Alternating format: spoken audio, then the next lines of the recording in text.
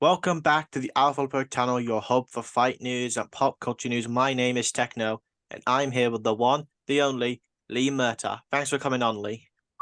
It's a pleasure. Absolute pleasure. Let's dive straight into this. My first question, what inspired you into getting into refereeing?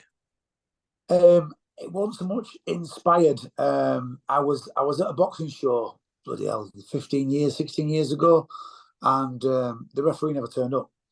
And I took a young lad over to box. It was a white collar type thing, you know. Yeah. And I got asked to referee, and I said, I have no idea what to do. I can't referee. And the lad who was organising the event said to me, "You're a boxer. You know what to do. Just referee." So I jumped in, and we got a white t-shirt and a black pair of trousers, and kind of it stunk. It was bad BO and everything, but I did it, and then I really enjoyed it. And I thought, "Oh, was good." That didn't think much about it, and then I got a phone call before the weekend started. From the boss of this company that we used to work for, that we used to do shows with, the EBF. I don't think they're still going now, but they were quite good at the kind of legitimizing this grey area of boxing. And they said to me, he said, "I'd like you to referee," and I was like, "Oh, okay." He said, "I heard you was good," and from there, it's just gone on from there. It's just been, random phone calls that I get from people asking me for a referee, and word of mouth, and it's just gone from there, really. Well, because this what you just told me, it reminds me of Big John McCarthy in MMA. He was originally for UFC 1, he was actually gonna sign up as a competitor, but they asked him to be the show's official. And now he's considered one of the greatest MMA referees. So you got a pretty related story to him, and that was. And I never knew that until tonight. But yeah, that's a. It's like I say, it's just I fell into it, and I was still boxing professionally when I was doing this, which rubbed the boxing ball control up the wrong way. But what do you do? And I was refereeing, and I was organising. I won't call them white collar fights because we don't wear head guards, but I was organising the non-professional boxing, which often gets called unlicensed boxing. I was organising those shows, trying to make them as good as I could, trying to be as legitimate and have the proper medical stuff there, and have a referee that's got an idea of when someone's had enough, they've had enough. There's nothing worse than a brave referee. The referee what shouts at the boxers, and the referee that allows them to go on too long. There's nothing worse than that. I've never liked that, and I've always tried my best to make these shows that I promote. I still do now. I try and make them as professional as I possibly can, and it's just gone from there, really. I think I've been promoting about 16 years now. I think I celebrate my 16th year. September the 28th this year. So that if you're celebrating your 16th this September, that means you've been doing this since 2007. Yeah, I was 2007. Yeah, that was my September 28th, 2007. 2007. Yeah, that's why I did it. That's when I started. That's a very long career. Yeah. It's just something that I love. I love doing it. Something that's just felt natural to me. I've gone from training people in the gym day to day to that next step where they say, "I want to box," because once they have a spar, they want to fight. It's like a drug. They've got to do it, and that's what happened. Really, they go from there, and they turned around to me and said they wanted to box, and then it kind of fell onto me to organise these shows, because they were kind of in between. They couldn't box amateur because they was a bit too old, and they weren't good enough for the pros. So this grey area of British boxing gets bigger, and now it's even more bigger now with the influencers and the misfits and stuff. You know what I mean? Mm-hmm. My next question. obviously refereeing is never an easy job because we've seen the likes of the Herb Deans and the John McCarthy's in MMA, and then we have the likes of Jack Reese in the boxing scene. Yeah, What yeah. what kind of training is involved when you want to be a referee? Well, when I started, like I say, I was sat in the crowd. I was in Rotherham on like a Tuesday night, and I got asked to referee, and I said, I've no idea what I'm doing. They went, just do it, and I did it, and I must have been all right doing it. And then from there, I've learned as I've gone on, and I've never done any formal training.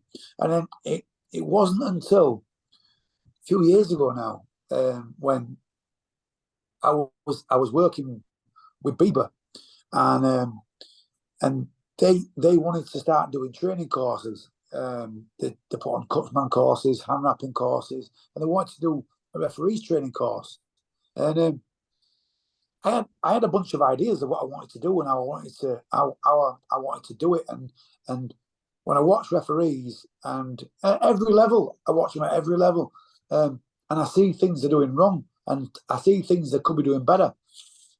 And I kind of put together my own training course, and I presented that to the person that ran Bieber, and he was really interested, and we started running training courses. So, have I had any training? No, I've done it as I've gone on, like most referees have done. But I have actually designed my own training course that I'm still doing now. I could safely say would you say you're more self-taught than anything? Yeah, because it's something that I've always done boxing. I started boxing when I was 7. I started in 1980. When I was 7 year old, I was boxing mad. I was always hooked on boxing. I've never done anything else really. I've been lucky. I've never really had a real job.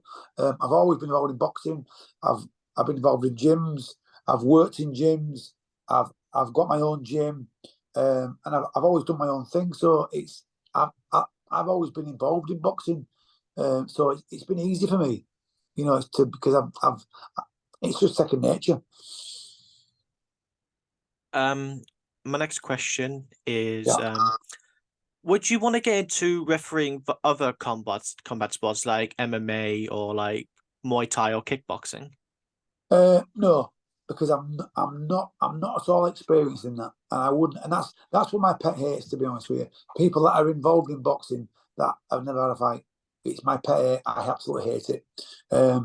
Me personally, I'd only ever do what I've done. I'd only ever speak about what I've done. I'd only ever give advice to people about something that I know about. And boxing's all I've done, really. That's fair enough. It's like me giving someone advice about singing when my voice is not fit for singing, and I can definitely understand that feeling because Ah, yeah, you see these people online who haven't done boxing themselves yeah, or who don't even yeah, do it a sliver of research into boxing because yeah, yeah, I don't do boxing myself. I've done the training, but I haven't boxed. But yeah, I know the experience of what it's like to do boxing, and I've been into boxing for years now, and I've been doing a lot of research, especially not only with influence boxing, with pro boxing. So I get annoyed at people who don't know what they're talking yeah, about. yeah, yeah. That's it. That's it. I think, to be honest with you, I think boxing's that it's that much of an art form that it looks easy to do because the people that that you're watching have been doing it for years. They've been doing it since they were born, and it's like boxing looks easy because you're watching some people that have been involved in boxing for 20, 30 years. 20, 30 years is not really a long time in boxing. You know what I mean? It's and you get these people that, the 2 minute wonders, they pick up some pads and they start chucking pads at people and what have you. And before you know it, they're experts, And the it's they always sound like they know what they're talking about, because everything's so smooth. They sound so smooth and they use lovely words and it just sounds like the flow, but they don't know what they're talking about because they've never done it. It may And that's sound it. nice. It may sound nice, but you've got to Yeah. understand what you're talking about. Ah, And I'm one of those people who I don't claim to be an expert at boxing. I've been doing it for I've been learning about boxing for only like 4 or 5 years now. But Yeah, you've been yeah, doing it pretty much your whole life, so you yeah, know a yeah. lot more than I do. So I'm gonna happily say I am not claiming to be an expert in boxing. So I Yeah, I just don't like those kind of people, and I can yeah, yeah, completely understand that what you're feeling. yeah, yeah. And it's weird because if you look at who's involved with boxing now, the a lot of them have just come through this like this weird. I wouldn't call it the back door. I mean, without without picking on people and what have you. Ben Davison, you know, what's his claim to fame? He trained Tyson Fury. He got Tyson Fury to lose 10 stone. Whilst he met him in Marbella. Why was he in Marbella?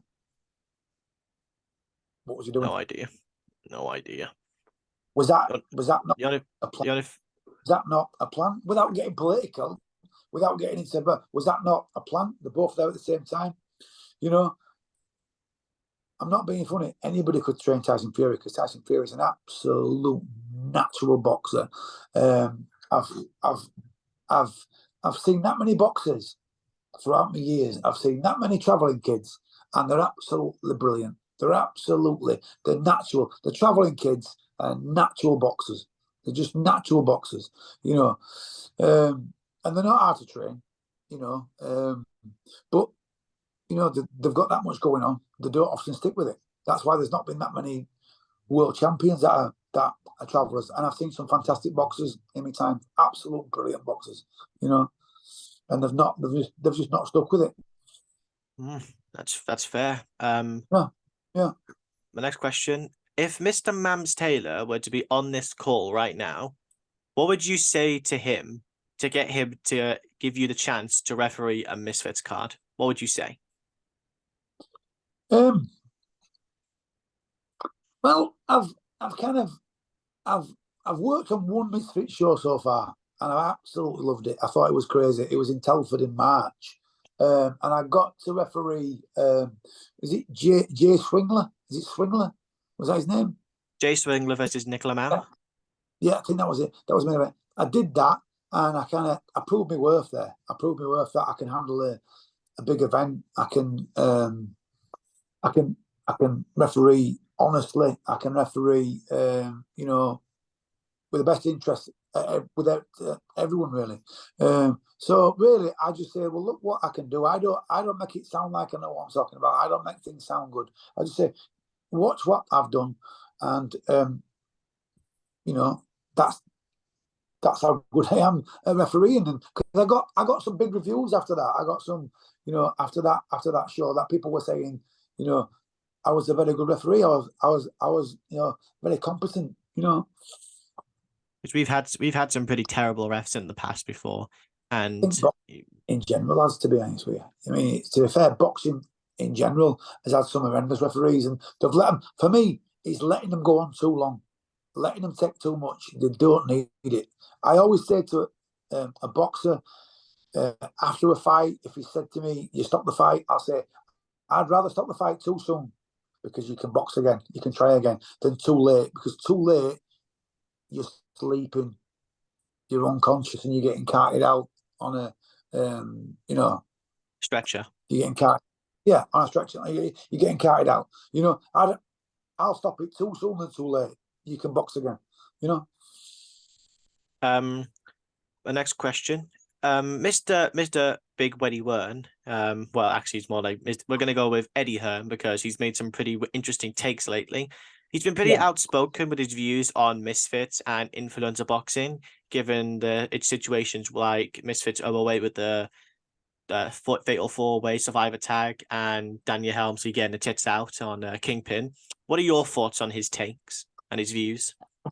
I find it really funny because his events are on the same channel as the Misfits, and he says it needs to be booted as far.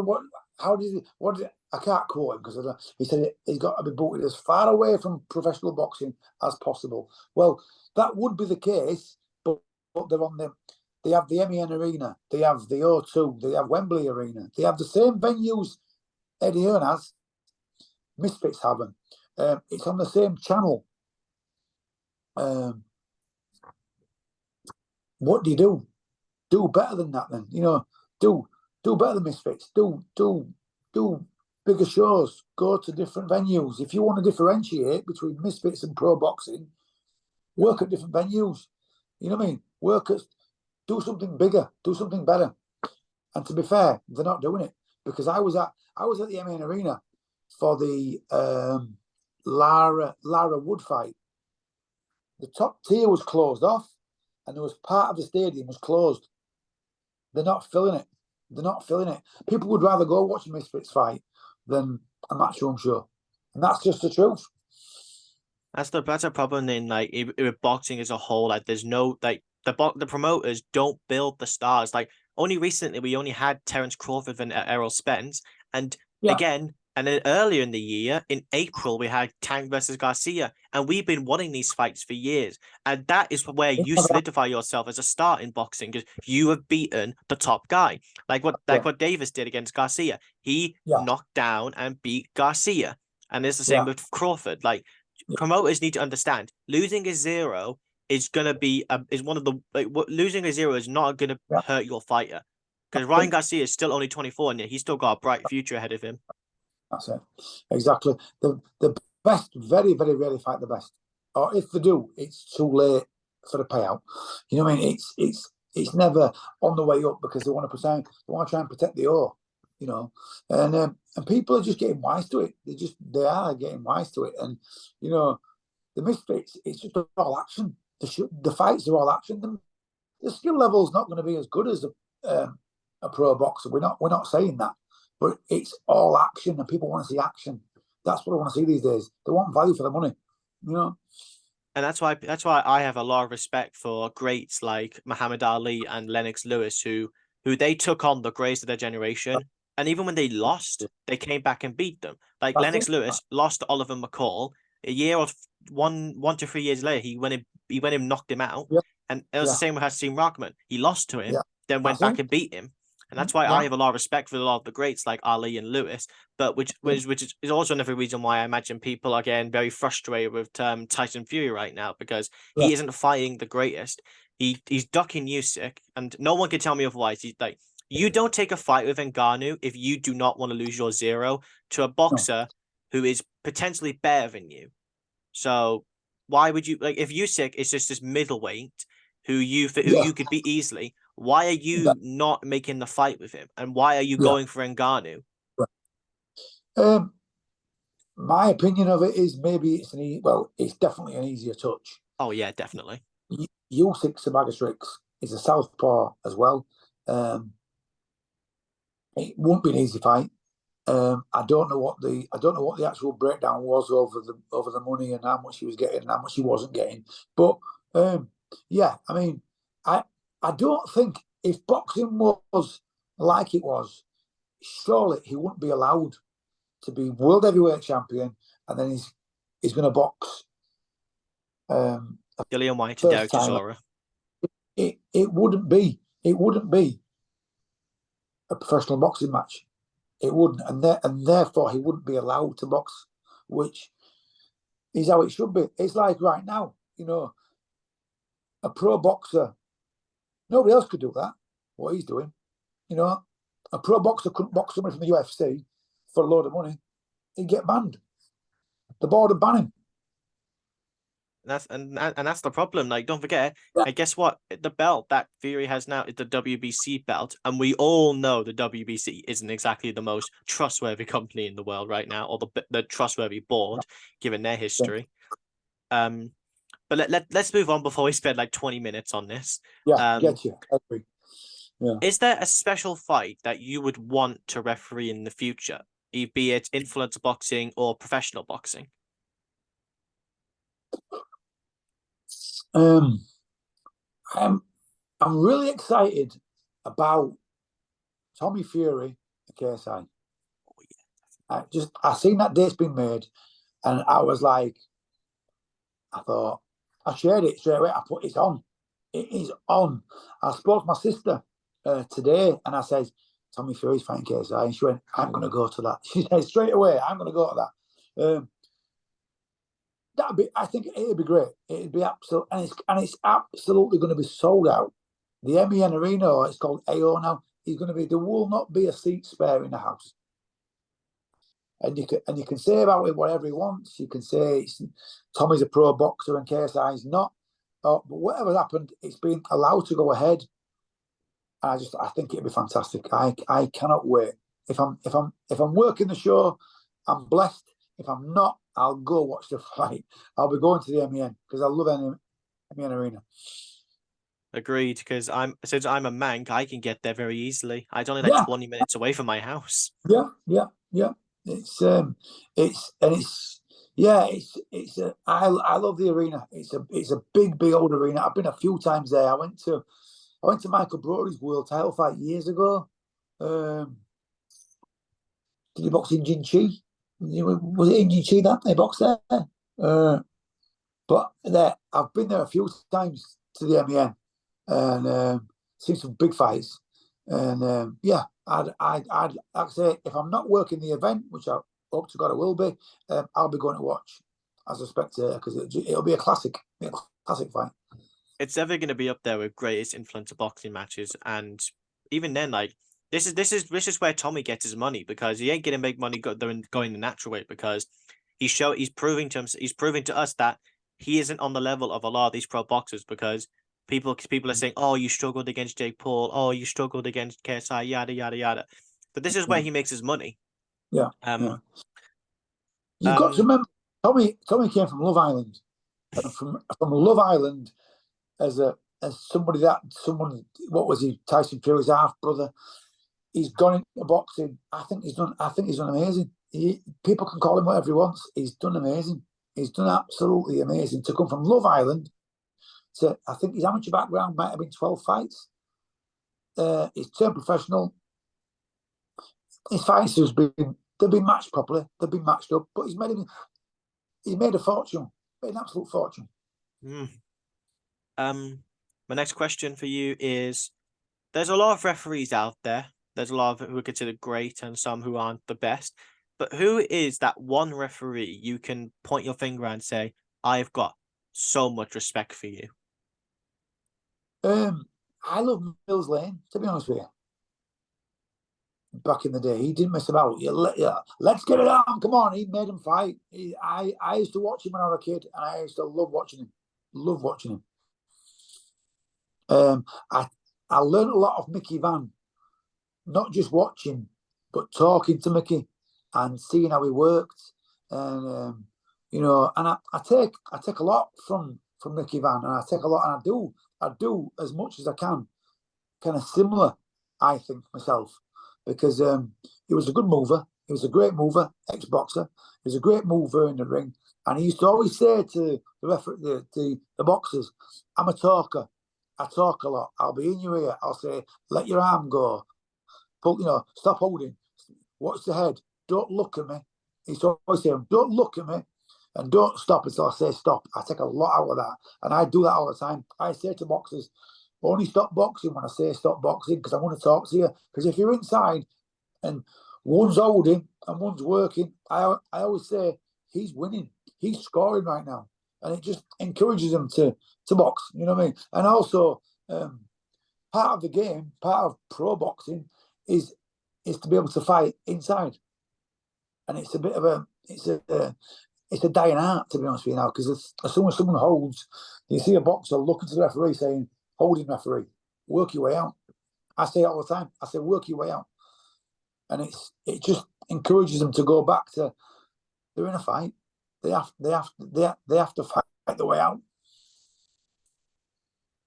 I could definitely understand that, because when I watch a fight and I'm looking at a fighter, I'm thinking, if you're going to complain to the referee about the fighter holding, it's your responsibility as a fighter to get yourself out. You need to get in. You need to be able to actually hit your opponent, and him holding you.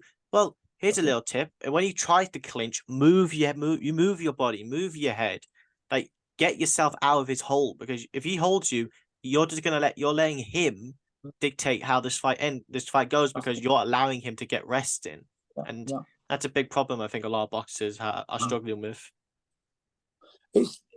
it's something what you don't often see. You don't see him training for it. You don't see him training for it. To me, I think the best way to work on the inside, or to learn how to work on the inside, is body sparring. Is just standing shoulder to shoulder and you're working, and then that's when you can come and you get your little tricks. You know, where you grab the elbow and you turn the body around and you pull their arms down. You know, and it's something what don't get taught anymore. It's something that don't get taught, and it's a fight goes inside, and the both seems to stop and say, "We'll have a rest." You know, I remember in my fifth pro fight, a boxer called Seamus Casey, who had about 150 fights, and he was holding me, he was slapping me about, he was talking to me, and Mickey Van was refereeing. And I was a bit demoralised afterwards because I thought I thought I was better than that. And I went out anyway. So Mickey Van came over to me afterwards and says to me, "You like to rest on the inside." And I'm looking at him thinking, like, that's what I want to try and do. Try and get a breather, hold on the inside. And he said, "You can't do it in the pro game because you get someone like him who'll he slapped the back of my head. He open-handed hit me in the ear. He touched me with the head." He said, "It's all part of pro boxing." And to be fair, he taught me a lot in that fight. And I learned from Mickey Van what he told me then about I was being lazy. I was holding, and I was getting a rest. And like I say, you soon learn these. You soon learn these things when you're in the pros because you've got to learn, or else you're gonna get eaten up. I can that makes a lot of sense. Yeah. My last question for you is: referees usually get a lot of criticism for some of the calls they make, like, "Oh, he stopped it too early, he stopped it too late. Oh, he should have let it go on, yada yada yada." Like sometimes the calls are justified, sometimes they aren't. But I want to get your thoughts on that. Well, to be honest with you, I'll always stop it too soon and too late because they can always live to fight another day. They've got to go to work Monday morning. That's what we always say. They've got to go to work Monday morning. They've got to go back to the family. They do get a lot of criticism, but what you got to realise is this: you've got a split second, and you're that close to the action. You're an arm's length away. You know, it's very quick in there. Letting them go on too long. Well, I have a theory on that, and that's usually if the house fighter, the home boxer, is getting beat, the referee will always try and give them a bigger chance because it's the house fighter. It's Eddie Hearn's prospect. It's Frank Warren's prospect. They always try and look after the house fighter, and that's why I've seen it a few. I couldn't say the names because it's been that many, but they try and give them as much chance as they can when really they're doing more damage. The more they protect them, the more damage they're doing. You know? Yeah. I'd like to thank you, Lee, for coming on. We at Alpha Plug are very appreciative of you giving us your time. Thank you. Thank you. Is there anything you'd like to quickly say before we end this interview? The one thing what got me was the girl that flashed it. Was it Danielle Helmsley? Daniela Helmsley. She's an OnlyFans model. Yeah. Now, she flashed. She won the fight. She flashed. She got herself excited, right? Come on. Why is she on that platform? She's an OnlyFans model. So to me, she's got on that platform because of what she's got and what she's shown off. She's been paid to be on that platform. To me, she was giving everybody a freebie. I don't think she should have got banned for life. I've read she's been banned for life. I don't think she should be banned for life. If you look at the flip side to it, Mike Tyson bit someone's ear off. Did he get banned for life? What's worse? You know? Yeah. Some boxers have been found guilty of taking drugs, have been taking steroids, have been taking stuff that will make you stronger to try and hurt your opponent. They've come back. I don't think the girl should be getting banned for life. I really don't. I really don't think either. But I don't think. hey, I'm not the sanctioning body. I'm not Eddie Oh, Hearn, so I'm not gonna. I just don't think. I think it was a little bit. You know, it was a bit of a knee-jerk reaction. It's like they felt as though they had to ban her for life because of what she did. But Mm.